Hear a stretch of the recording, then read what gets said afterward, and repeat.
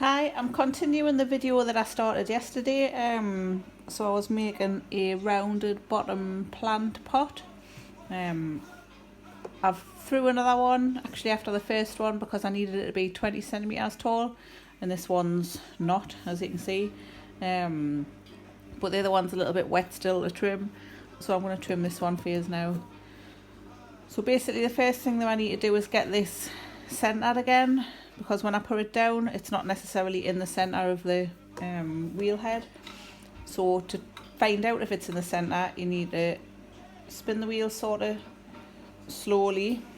So when you look down on top of it, you can actually see that it's off center because it's coming closer here. But basically hold your hands on the side of the wheel, stick a finger out, and then when your finger touches the pot, push it towards the centre. It's a slow way of doing it. You can tap centre, but just to start getting used to it, I think I would kind of go with this method first. So where it's touching, I'm stopping the wheel and pushing it a little bit into the centre. So just keep your finger steady so you can feel it's touching there, not touching there, touching there. So I'll stop it when it gets to there where it's touching, push it a little bit out, hold it again, and then that's pretty even all the way around. So sometimes I get 3 blobs of clay and I put them there, there and there, like spread them out. But because I've just took the pot off last night off, this is still a bit wet on the bottom there, it's like sticky. So that's going to hold me pot down. So I'm not going to bother with the little blobs of clay. So I'm going to use a trimming tool. I normally use this one just for shaving off big areas, which all I'm doing is basically trimming from here to about there. So I just want a nice rounded shape on that. So I'm going to get rid of all this horrible stuff around the outside. So I'm going to push down on the top with my fingers just to keep it pushed down on the wheel head. And I'm not going at a massively fast speed, and this still is a little bit wet. But it's just sort of like trimming the edges off. And I leave extra on as well when I do a sort of a bowl shape. There's always a little bit extra on the bottom because it supports the sides of the bowl and stops it from flopping down. I will show you a bowl demo in a bit as well, because we've got a few bowls to make for the Empty Bowls project that we do with the clay team. And that's, well, it's supposed to be in June, but it may be rearranged now. But yeah, I need to make loads of bowls for that, so I shall do a bowl making demo soon. So you can see I'm just kind of holding that on the side.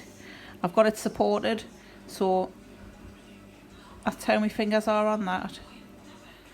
And then I also keep my thumb on there as well, either there or there, just so that's supporting it, so my 2 hands are attached together. And then that's sat on the top, and everything you can't see, but everything's like my arms are tucked in to my sides, so it's not going anywhere. And my forearm of my right hand is resting on my thigh as well. So yeah, this is still a little bit soft, so it's not coming off as cleanly as what I'd like, but I'll get there. And I think my tool's a bit dull as well.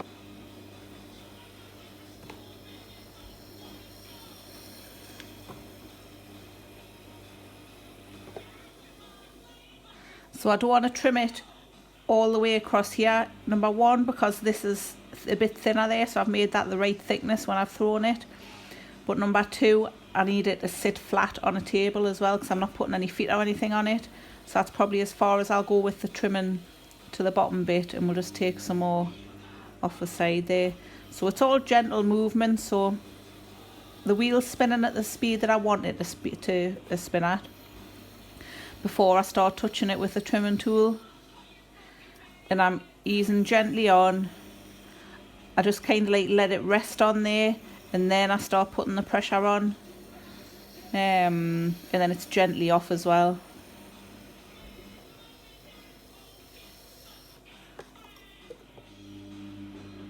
So if it catches, just slow it down and get it off.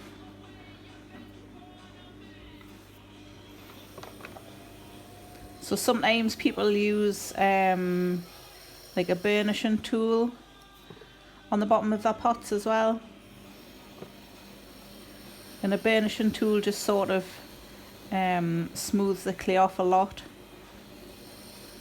Because this clay is quite grogged, and we want it grogged as well, because we use it for loads of different things. We use it for raku, we use it for cookware, all that kind of thing. So all these, I don't know if you can see on that or not, probably not, but all these little rough bits, that's because there's little bits of grog catching on my trimming tool. So what I'm just going to do is I'm just going to go over it with a rubber kidney. I don't know whether you can see or not, but up to there is really nice smoothed off.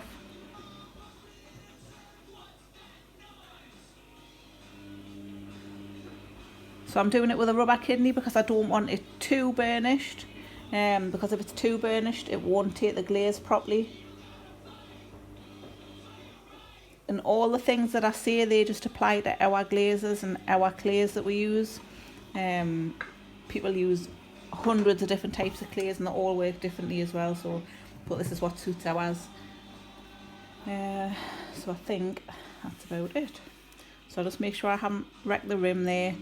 If it looks a bit rough, you can kind of smooth it over with your finger.